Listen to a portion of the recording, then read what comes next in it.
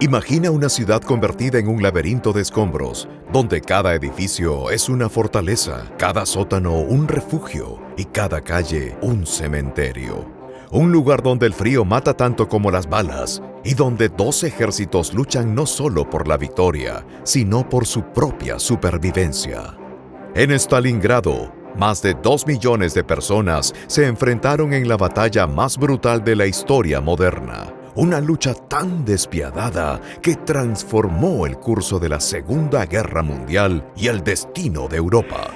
Hoy reviviremos este infierno como nadie lo ha contado antes, con animaciones inmersivas, infografías detalladas y una narración que te llevará paso a paso a través de cada momento clave, cada giro inesperado y cada decisión que selló el destino de ambos bandos.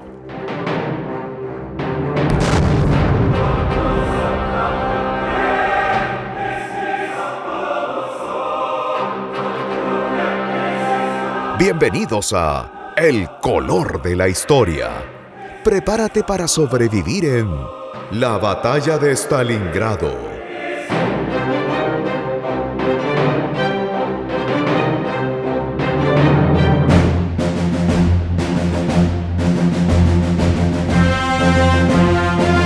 Todo comienza un año antes, el 22 de junio de 1941.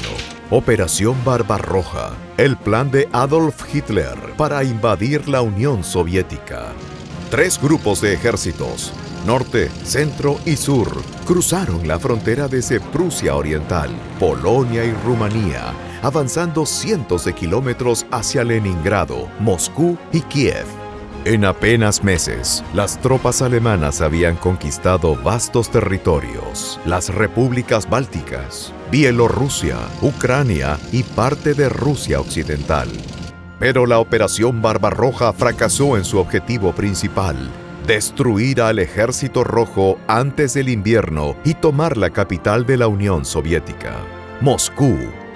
Las fuerzas alemanas sufrieron un brutal contraataque soviético en diciembre de 1941 que detuvo su avance y forzó a Hitler a buscar nuevos objetivos estratégicos para 1942. En lugar de renovar la ofensiva de Moscú como esperaban los rusos, los ricos yacimientos petrolíferos del Cáucaso, de los que dependía la maquinaria de guerra nazi, y el control del río Volga se convirtieron en prioridad.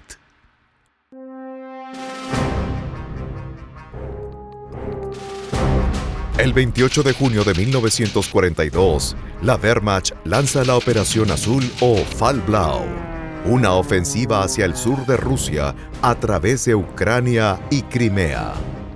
Su objetivo: capturar las regiones petroleras de Maikop, Grozny y Bakú en el Cáucaso y cortar las rutas de transporte soviéticas en el río Volga, arteria vital que conectaba el norte industrial con el sur rico en recursos. El Grupo de Ejército Sur, con 1.3 millones de hombres, incluidos 300.000 aliados de Alemania, sobre todo rumanos e italianos, fue dividido en 2 grupos. Grupo de Ejércitos A, comandado por el mariscal de campo Wilhelm List, debía atacar más al sur y salir al curso inferior del río Don.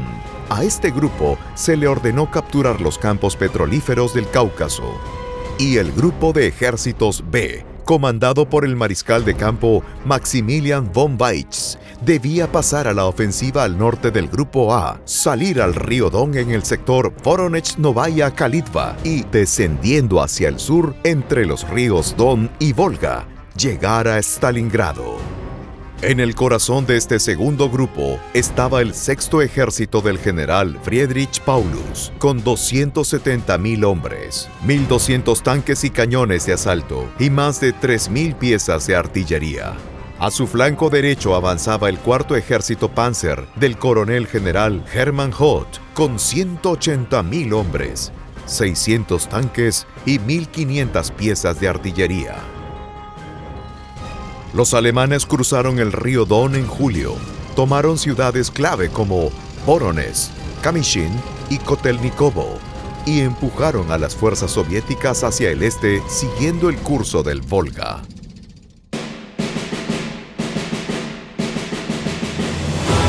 El 23 de julio, Hitler dio la orden de tomar la ciudad. El cuarto ejército Panzer se desplegó al sur de Stalingrado para ayudar en el asalto. El mismo día, Stalin dio órdenes de proteger Stalingrado hasta el final. Las fuerzas soviéticas del recién designado frente de Stalingrado estaban formadas por los ejércitos 62 y 64. Aunque Stalingrado era un importante núcleo industrial, el hecho de llevar el nombre de Stalin dio al líder soviético un claro imperativo psicológico para no verla caer en manos alemanas. El 23 de agosto, aviones de la Luftwaffe 4, bajo el mando del mariscal Wolfram von Richthofen, despegaron desde aeródromos en la región del Don al oeste de Stalingrado e iniciaron un bombardeo masivo. Más de 1,000 toneladas de bombas cayeron sobre la ciudad en un solo día, matando a decenas de miles de civiles y reduciendo barrios enteros a ruinas.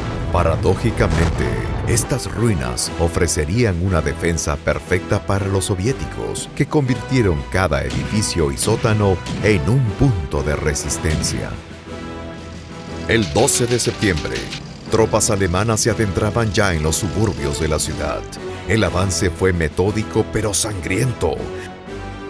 Se luchó por el barrio de Rinok al norte, por las fábricas Herzinsky Traktor, Barrikady y Krasny Oktyabr, por la colina de Mamayev Kurgan y por los muelles del Volga. Las distancias se medían en metros, no en kilómetros. El general Andrei Yeremenko y el comisario político Nikita Khrushchev organizaron la defensa junto con el 62 ejército del teniente general Vasily Chuikov, que se encontraba en desventaja numérica en la ciudad ante los alemanes. Aproximadamente unos 54,000 rusos contra 100,000 alemanes. Pero la batalla iba a ser una auténtica lucha callejera. Un tipo de combate que despojaría a los alemanes de la movilidad que solía conducirles hacia la victoria.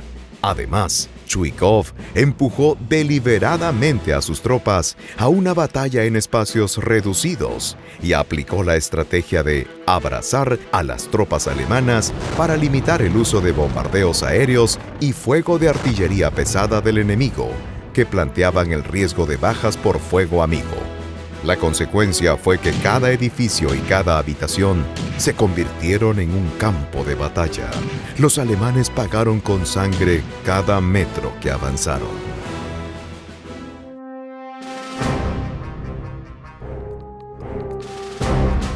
A finales de septiembre, Paulus y Hoth habían tomado 2/3 partes de Stalingrado. El objetivo era llegar al Volga y destruir los muelles soviéticos que recibían suministros y refuerzos a través del río. Una experiencia terrible para los pasajeros y la tripulación de los botes bombardeados implacablemente por los cazas alemanes. No obstante, los refuerzos de última hora de la 13 División de Guardias del Teniente General Alexander Rodintsev hicieron que la estación cambiara de manos 15 veces antes de caer finalmente en poder de los alemanes.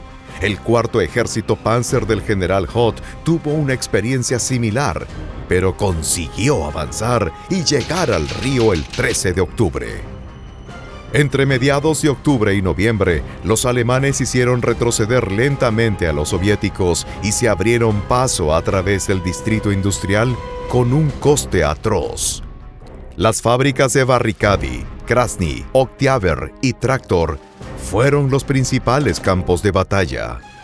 Stalingrado estaba completamente destruida, pero los escombros producidos por la artillería alemana crearon un paisaje intrincado que resultaba más fácil de defender y difícil de atacar. El 18 de noviembre, los soviéticos mantenían una delgada franja de territorio en el Volga, poco más del 10% de la ciudad. Las tropas eran reabastecidas por la noche con barcazas bajo fuego constante, pero caía el invierno y los alemanes estaban destrozados y exhaustos tras las últimas semanas de combate.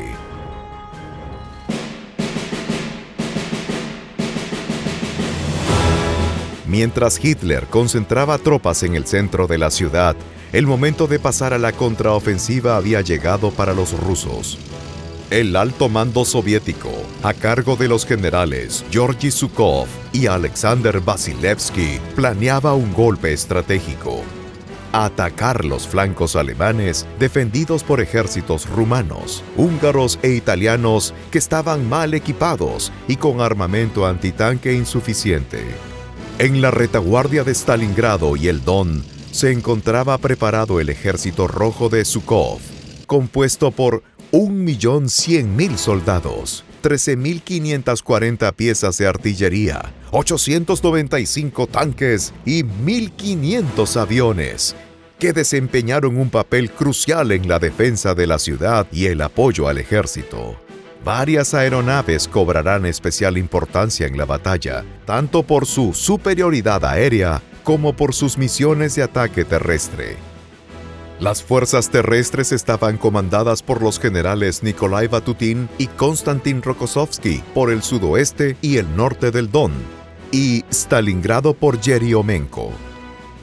El 19 de noviembre de 1942, a las 7:30 de la mañana, más de 3.500 piezas de artillería abrieron fuego.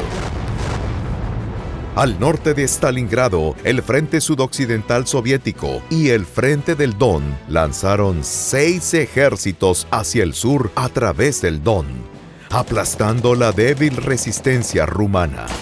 Al día siguiente, el Frente de Stalingrado atacó el norte desde posiciones al sur de Stalingrado, superando de nuevo la débil protección del flanco alemán. El tercer ejército rumano al norte y el cuarto ejército rumano al sur colapsaron en cuestión de horas. Las unidades blindadas soviéticas, como el quinto ejército de tanques de la Guardia, avanzaron rápidamente y el 23 de noviembre las dos tenazas se unieron por detrás de Stalingrado, cerrando el cerco en Kalach del Don. Dentro del cerco quedaron atrapados 330.000 soldados, incluidos elementos del sexto ejército, parte del cuarto ejército Panzer y fuerzas rumanas, húngaras y croatas. En los primeros días de la ofensiva, los rusos aún no estaban suficientemente organizados como para impedir que el general Paulus escapara, pero Hitler prohibió cualquier retirada. Se decantó por uno de los optimistas planes de reabastecimiento aéreo de Hermann Göring, que nunca fue realista. Aseguró que la Luftwaffe podría abastecer la ciudad con 500 toneladas diarias. En realidad, apenas se entregaban 80 toneladas en promedio. El frío, el hambre y las enfermedades ya comenzaban a diezmar a las tropas. Los aviones apenas lograron llevar 130 toneladas en 3 días de operaciones. Las incesantes tempestades de nieve causaban que los vuelos nunca fueran realmente permanentes, sino que por causa del mal clima, durante varios días, los aviones no podían despegar de sus bases o simplemente despegaban, pero no podían aterrizar en Stalingrado. Para aumentar los males, los soviéticos atacaron de manera audaz la principal base aérea de suministros, el aeródromo de Pitomnik, llegando a colapsar las bases de reaprovisionamiento y acentuando la escasez de aviones de carga para las operaciones del puente aéreo.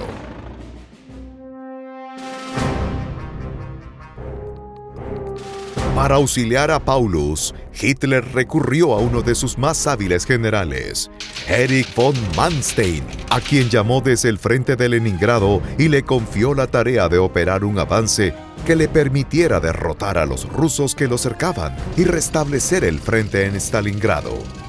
El 12 de diciembre, von Manstein lanzó una ofensiva desde Kotelnikovo con 3 divisiones Panzer para romper el cerco.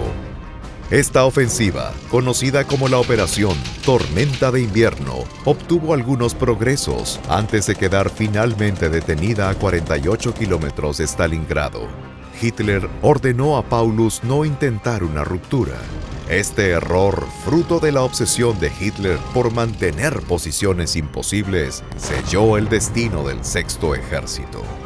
2 semanas después, las fuerzas de Manstein retrocedían ante nuevas ofensivas soviéticas y abandonaban a los soldados alemanes que quedaban en Stalingrado a un destino espantoso.